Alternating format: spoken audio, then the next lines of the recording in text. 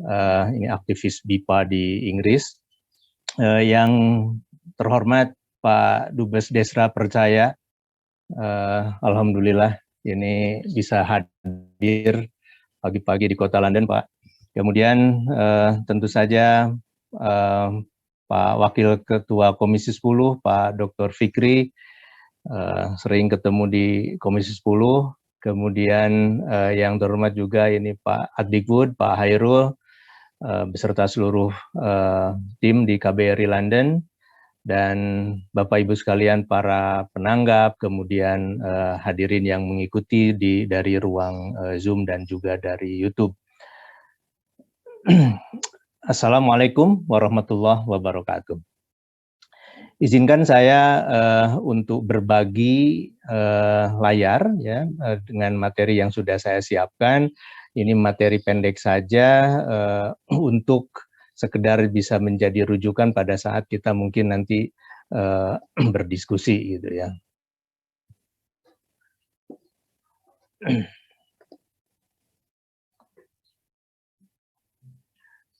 Ada 6 hal yang ingin saya sampaikan di sini, tetapi ini pendek-pendek saja, gini sekilas ya. Yang pertama, ini saya jualan dulu ya. Ini Badan Bahasa ini itu lebih dikenal dengan Badan Bahasa, nama lengkapnya Badan Pengembangan dan Pembinaan Bahasa. Itu punya sejumlah program dan produk yang menjadi unggulan kami. Dan ini sekarang ya kami punya satu super app atau super aplikasi namanya Halo Bahasa.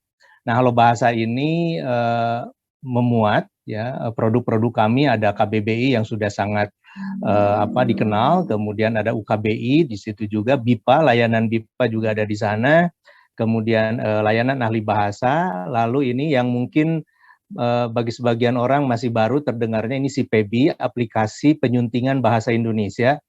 Jadi kalau yang masih salah-salah nulis disatukan atau dipisahkan, ini bisa masukkan saja ke sini. Kemudian ada SPY, SPY ini adalah Senarai Pandangan Asing Indonesia. Kemudian ada Ensiklopedia Sastra Indonesia, ada data pokok kebahasaan dan kesastraan. Dan nanti ke depan juga akan kami tambah dengan beberapa produk, dan ini bisa diunduh dari aplikasi di sekarang ini memang masih pakai Android ya, tapi nanti bulan Agustus ini akan tersedia juga di dalam iOS. Bapak dan Ibu sekalian, Badan Bahasa ini sejak saya pimpin 2 tahun yang lalu ya, kurang berapa hari lah gitu, saya tanggal 8 Mei dilantik ketika saya masih bertugas di atas pendidikan kebudayaan di KBRI London. Ada 3 program pokok ya, 3 program utama. Pertama literasi kebahasaan dan kesastraan, kemudian yang kedua ini terkait dengan pelindungan bahasa dan sastra, dan yang ketiga tentang internasionalisasi bahasa Indonesia. Jadi kalau kita lihat dari sini, sesungguhnya sepertiga dari program kami ini adalah terkait dengan BIPA ini. Maka acara ini merupakan salah satu yang menjadi media bagi kami untuk menyampaikan bagaimana sih internasionalisasi bahasa Indonesia kami lakukan. Tadi Pak Dirjen IDP, Pak Dubes Faiza Shah menyampaikan tentang adanya diplomasi lunak ya. Nah, kalau kita lihat dari kerangka ini, maka diplomasi bahasa ini sesungguhnya merupakan bagian dari diplomasi lunak ini. Nah, kalau kita rujuk ya dari berbagai sumber, maka sesungguhnya diplomasi bahasa ini bisa menjadi alat ya bagi kita, bagi bangsa Indonesia untuk menunjukkan jati diri atau identitas kebangsaan kita serta meningkatkan daya saing dan citra positif bangsa Indonesia. Dan ini kami lakukan ya salah satunya melalui pengajaran bahasa Indonesia bagi penutur asing seperti yang tadi juga sudah disampaikan oleh Pak Dubes Desra. Nah, Bapak dan Ibu sekalian, saya diminta untuk membahas tentang bagaimana nih antara peluang, tantangan, kemudian strategi untuk melakukan internasionalisasi bahasa Indonesia itu. Mari kita lihat ini beberapa peluang ya, di antara sekian banyak peluang yang kita miliki. Yang pertama, peluang tentang adanya jaminan payung hukum yang sudah pasti.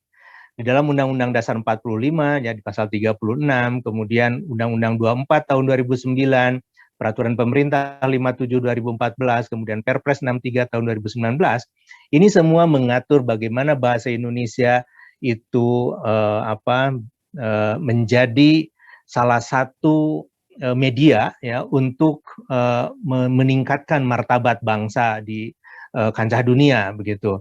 Nah, ini ada jaminan yang sudah pasti gitu. Kalau kita berbahasa Indonesia mau di forum apapun itu pasti tidak salah begitu ya, tidak akan merasa perlu akan diolok-olok karena memang di situ sudah ada jaminannya gitu. Bahkan untuk para pejabat negara itu ada kewajiban untuk berbahasa Indonesia.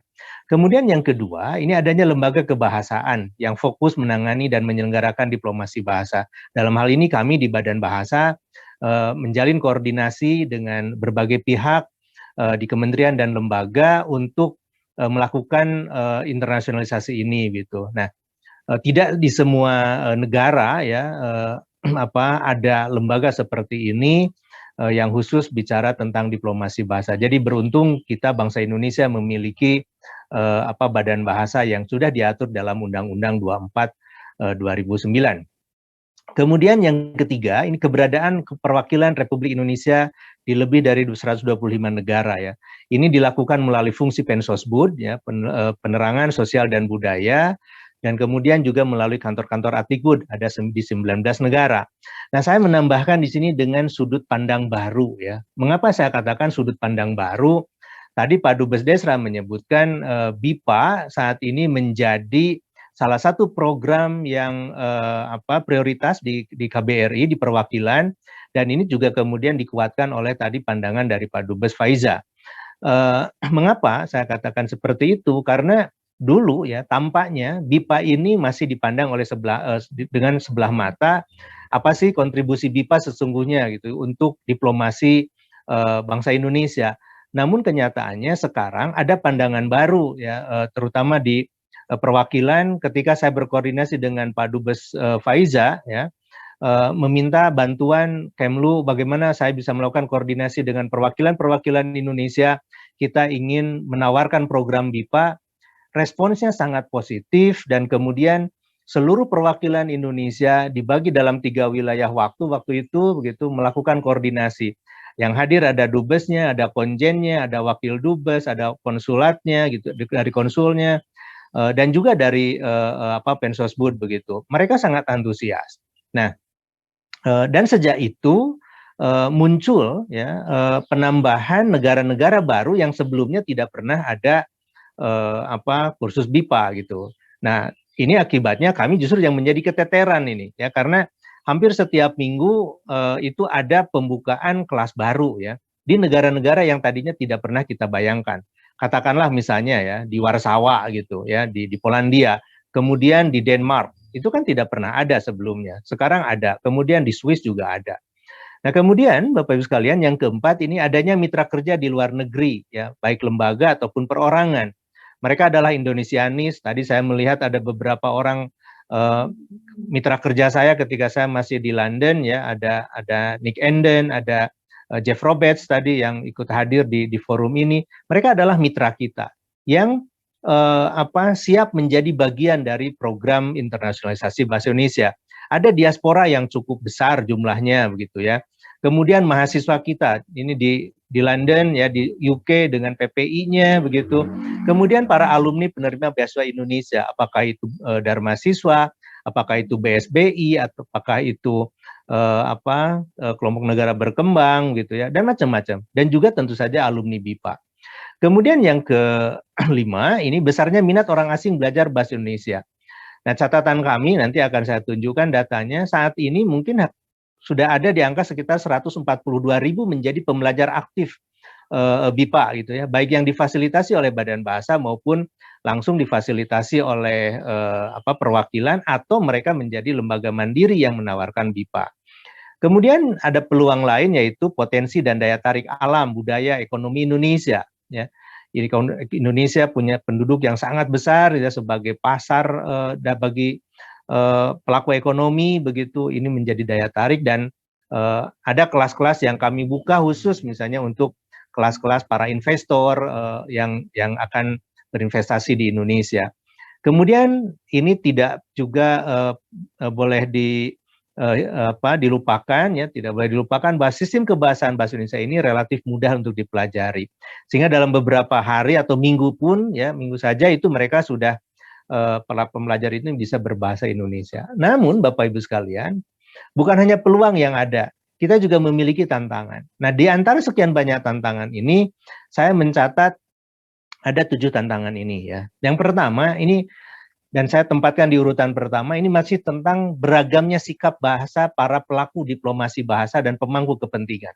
Ya, kalau misalnya ya para pelaku diplomasi bahasa ini punya tekad sekuat katakanlah Pak Dubes Desra ya, kemudian Pak Dubes Faiza dan juga para dubes yang saat ini begitu aktif begitu dalam program BIPA, maka saya sangat yakin pembelajaran BIPA, penyebaran bahasa Indonesia di kancah dunia itu akan menjadi lebih mudah. Kemudian nanti juga akan kita dengar ya bagaimana semangat yang ada di legislatif gitu, diwakili nanti oleh Pak Wakil Ketua ya Pak Fikri, itu mendukung program ini. Nah kalau ini semua bersinergi, maka itu akan menjadi tenaga yang sangat kuat bagi kita. Nah, apa sikapnya Bapak Ibu sekalian? Yang pertama ini merasa cukup dengan bahasa internasional yang sudah ada. Nah, mereka mengatakan ya sudahlah cukup ini yang sudah ada, bahasa PBB sudah ada gitu ya. Kenapa kita harus susah-susah menawarkan bahasa Indonesia begitu? Nanti akan menjadi persoalan baru gitu. Kita masih sering mendengar ya ketidakyakinan itu. Nah, terkait dengan keberterimaan juga ya. Apakah iya bahasa Indonesia ini bisa diterima di forum-forum internasional gitu. Nah, karena implikasi dari penggunaan bahasa Indonesia itu misalnya harus menyediakan penerjemah dan lain sebagainya. Kemudian tidak menjadikan kompetensi berbahasa Indonesia sebagai syarat untuk ekspatriat di dalam negeri ya. Nah, dulu kan ada peraturan yang mewajibkan siapapun yang akan bekerja di Indonesia kalau tidak salah melalui peraturan pemerintah. Tapi sekarang aturan ini tidak ada lagi. Nah, ini sangat disayangkan ya bagi kita dari perspektif kita. Mudah-mudahan dalam waktu ke depan gitu ya, aturan ini bisa dihidupkan kembali. Bukan berarti kita menutup diri ya dari bahasa asing, tapi ini adalah cara kita untuk menjadikan mereka juga mengerti tentang Indonesia. Kemudian yang kedua, Bapak Ibu, ini situasi politik, keamanan dan ekonomi dalam negeri ini bisa menjadi tantangan. Kalau itu aman, maka itu akan menjadi peluang. Tapi kalau misalnya ribut terus, gitu, maka itu menjadi petaka bagi kita. Lalu tingkat bilingualisme dalam bahasa asing para pelaku diplomasi. Nah, karena umumnya ya orang yang pergi ke luar negeri, kemudian berdiplomasi dengan pihak lain di luar negeri itu umumnya kan sudah berbahasa asing. Namun tentu saja gitu, ini ada juga yang bahasa asingnya itu pas-pasan lah begitu kira-kira Bapak Ibu. Saya mengalami betul ketika bertugas baik sebagai Kapdikbud kemarin selama 4 tahun maupun dulu sebagai mahasiswa di Australia begitu.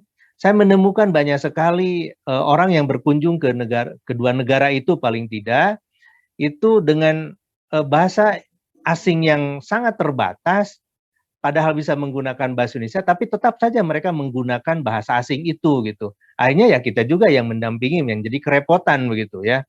Karena tetap kita akan harus menerjemahkan begitu. Kemudian yang berikutnya masih lemahnya sinergi di antara para pemangku kepentingan untuk tujuan internasionalisasi. Ini yang mendukung tadi alasan yang pertama yang saya sampaikan. Kemudian, nah ini yang hangat beberapa minggu ini, Bapak Ibu sekalian, kontestasi dengan bahasa Melayu. Mengapa saya katakan ini kontestasi? Karena masih saja ada orang yang mengatakan ya bahwa penutur bahasa Melayu itu ratusan juta. Bagi kita tentu itu tidak berterima, karena bagi kita itu adalah bahasa Indonesia sebagian besarnya gitu. Penduduk Indonesia dengan 270 jutaan begitu, kemudian penutur bahasa Indonesia di berbagai tempat, itu pasti jauh lebih banyak penutur bahasa Indonesia gitu ya. Dan kita memang mengajarkan itu gitu ya, tidak mengajarkan bahasa Melayu. Nah, klaim-klaim seperti ini gitu ya tentu harus kita perbaiki ya. Kita luruskan dan kita mengatakan itu adalah bahasa Indonesia. Kemudian ada tantangan lain ya, kurang dikenalnya Indonesia di negara-negara tertentu. Ketika saya memperkenalkan BIPA di Inggris misalnya Bapak Ibu sekalian ke sekolah-sekolah, saya kenalkan ini Indonesia. Masih banyak saja orang yang mengatakan di mana itu Indonesia, di sebelah mananya Bali. Masih saja ada yang bertanya seperti itu gitu. Nah, ini tantangan tersendiri ya. Kemudian keterbatasan sumber daya yang dapat dimobilisasi karena ya anggaran kita selalu terbatas begitu ya Bapak Ibu, tapi itu tentu saja tidak boleh kemudian menjadi halangan yang luar biasa kita bisa bersinergi begitu. Nah, ini Bapak Ibu sekalian ya, penutur bahasa Indonesia dalam angka kalau kita lihat dari berbagai sumber, maka kira-kira seperti ini, dan jumlah pembelajarnya ini tadi saya sampaikan ini saat ini sekitar 143.000 orang ini menjadi pembelajar aktif ya di banyak negara. Nah, negaranya di mana? Ini Bapak Ibu sekalian ya. Ada 428 lembaga yang menyelenggarakan BIPA saat ini ya di luar negeri. Kemudian ini 49 negara. Tadi Pak Dubes Desra menyebutkan ada 47. Itu memang data yang 2 minggu yang lalu ya Pak Dubes. Kenapa saya menyatakan data 2 minggu yang lalu? Karena dalam minggu ini sudah ada tambahan ya. Kemarin kita buka kelas baru ya, misalnya itu di Spanyol ya. Spanyol ini tambahan ya, ini negara terakhir yang kemarin membuka kelas. Jadi saat ini ada 49 negara. Jadi semakin hari semakin bertambah negara yang menyelenggarakan BIPA ini. Nah, semakin hari nanti kita akan pasti punya data yang lebih banyak begitu ya dari negara-negara yang menyelenggarakan program BIPA ini. Nah, melihat tadi peluang dan tantangannya, lalu apa strateginya begitu ya. Nah, saya pada tahun 2013 sesungguhnya, waktu itu saya masih sebagai wakil rektor, bukan, 2018 maaf. Ketika menjadi Adikbud gitu ya, saya menawarkan apa yang saya sebut dengan lingua franca plus ya. Jadi bukan hanya lingua franca tapi ini ada plusnya gitu ya. Apa itu? Yang pertama, caranya ini sekarang adalah melakukan integrasi semua sektor dan sinergi antar aktor diplomasi bahasa. Sekarang ini kan masih terpisah-pisah. Saya lihat ya, saya rasakan dalam 2 tahun terakhir ini, masing-masing bisa bekerja gitu. Ini mengatakan kami juga melakukan diplomasi bahasa dari Kementerian A, dari lembaga A begitu, dari para pegiat X begitu. Mereka mengatakan ini juga bagian dari diplomasi. Nah, saya dalam kapasitas sekarang sebagai Kepala Badan Bahasa ingin melakukan integrasi dan bersinergi bersama aktor diplomasi bahasa itu gitu ya. Baik itu dalam bidang pendidikan, kebudayaan, ekonomi maupun politik. Saya bisa memberikan contoh misalnya ya. Kalau untuk pendidikan jelas itu ranahnya ada di Kementerian Pendidikan, Kebudayaan, Riset dan Teknologi dan Kementerian Agama. Nah, untuk itu juga ya ada bidang ekonomi ya. Untuk yang ekonomi saya sudah melakukan komunikasi misalnya dengan rekan yang ada di Kementerian Investasi. Saya sudah berbicara dengan rekan yang ada di Kementerian Perdagangan. Usul saya sederhana gitu ya. Usulnya adalah ketika mereka melakukan investasi, kemudian nanti itu akan melakukan ekspor gitulah katakan. Maka di dalam produk ekspor yang dibuat di Indonesia, mengatasnamakan produk itu dibuat di Indonesia, made in Indonesia, maka di situ masukkan label berbahasa Indonesia. Apakah itu Indomie, apakah itu kopi, apakah itu bumbu ya atau apapun ya. Nah, masukkan di situ. Jangan kalah misalnya kita dengan negara yang katakanlah Thailand, Vietnam gitu ya yang saya sudah lihat apalagi China gitu ya. Nah, masukkan di situ sehingga walaupun misalnya para pembeli itu belum mengerti, setidaknya mereka terpajan ke dalam produk berbahasa Indonesia. Nah, ini salah satu cara ya untuk bidang ekonomi gitu ya. Kemudian untuk bidang politik, ini saya baru kemarin ini ya berbicara dengan teman-teman dari Kemenhan begitu. Bagaimana ini kita bisa lakukan ya bersama. Dan itu ada nanti strategi-strategi yang sedang kami masih bahas ya. Saya belum bisa mengatakannya di forum ini karena takut prematur ya apa yang saya katakan gitu. Kemudian juga dengan teman-teman di Kemlu itu melalui jalur diplomasi lunaknya Kemlu ya, melalui jalur politik dan kebudayaan, saya juga melakukan pembicaraan. Dan tadi yang disampaikan oleh Pak Dubes Faiza ya tentang rencana penerjemahan buku-buku dari bahasa Indonesia, budaya Indonesia ke dalam bahasa daerah, ke dalam bahasa PBB. Dalam satu buku itu adalah cara lain yang kami tempuh gitu ya di luar kelas-kelas BIPA. Nah, ini strategi yang saya sampaikan.